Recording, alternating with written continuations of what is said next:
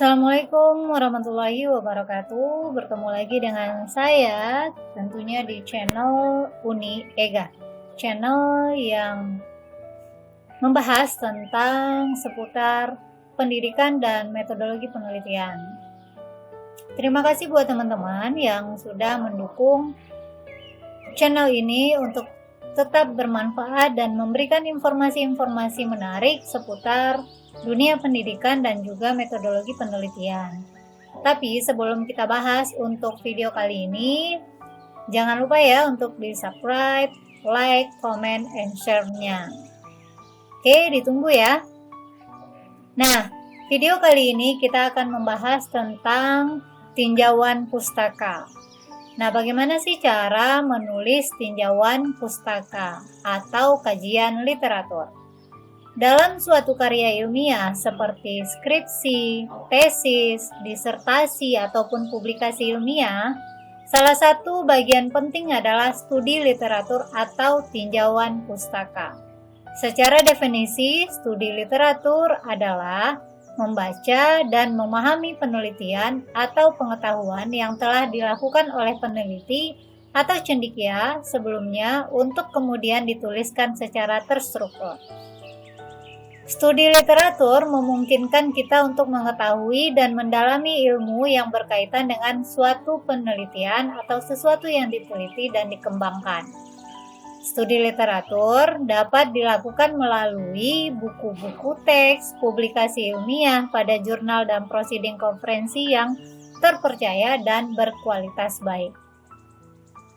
Tips dan trik dalam memilih publikasi ilmiah yang terpercaya dan berkualitas baik dapat dilihat pada artikel serba-serbi publikasi ilmiah.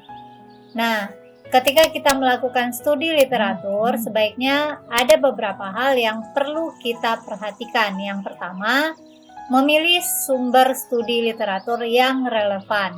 Hal ini dapat dilakukan ketika kita mengetahui tujuan kita dalam mencari literatur.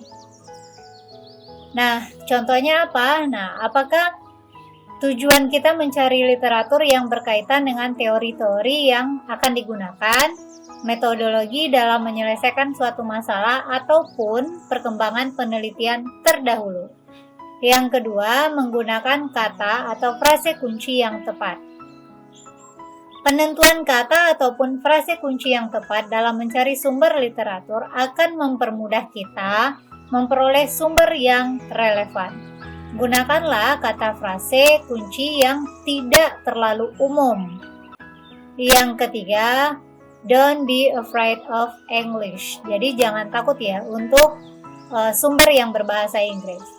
Ketika menentukan sumber studi literatur, sebaiknya tidak membatasi hanya pada sumber-sumber yang berbahasa Indonesia saja.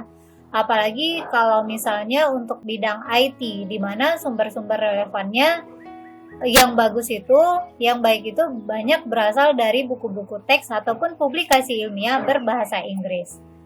Yang keempat, gunakan Google Scholar. Sumber literatur dapat diperoleh pada portal khusus karya ilmiah yang dimiliki oleh Google, yaitu Google Scholar ataupun Google Cendekia. Melalui portal ini, selain menggunakan kata frase kunci yang tepat, kita juga dapat membatasi masa terbit suatu sumber literatur. Sebagai contohnya, misalkan jika ingin mengetahui publikasi yang terbit antara pada tahun 2014 sampai tahun 2018, maka kita dapat memilih pilihan waktu yang tepat yang terdapat pada sudut kiri atas rentang waktunya. Nah, yang kelima adalah hindari plagiarisme, gunakan paraphrasing. Ketika melakukan studi literatur, sering terjadi ataupun sering kita terjebak pada proses copy-paste. Dalam proses penulisan, hal ini sangat-sangat dilarang. Setiap kali mengambil pernyataan dari suatu sumber, maka lakukanlah paraphrasing, yaitu menuliskan kembali pernyataan tersebut menggunakan kata-kata sendiri.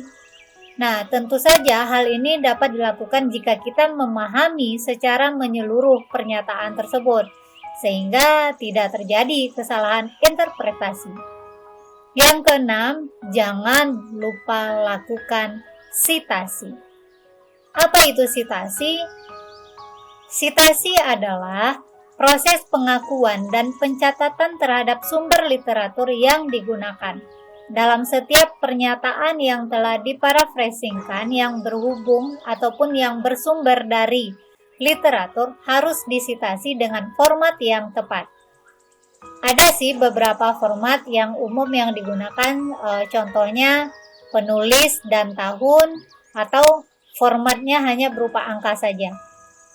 Nah, biasanya di dalam penulisan skripsi, tesis, ataupun disertasi itu menggunakan format penulis dan tahun. Yang ketujuh adalah gunakan pengaturan literatur atau manajer referensi. Software pengaturan literatur atau manajer referensi secara otomatis banyak disediakan dan tidak berbayar.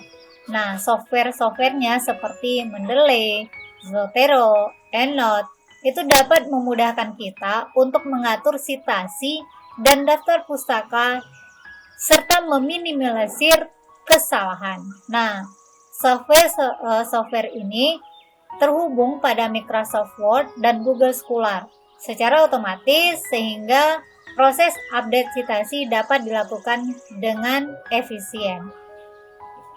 Nah, dalam penulisan tinjauan pustaka sebaiknya terdapat benang merah antara satu subbab dengan subbab selanjutnya.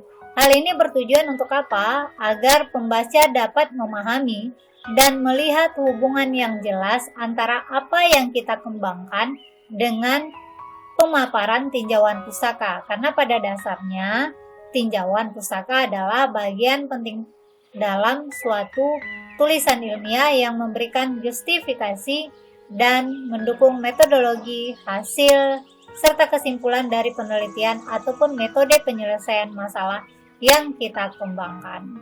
Oke, baik teman-teman, semoga bermanfaat dan salam belajar tanpa batas. Assalamualaikum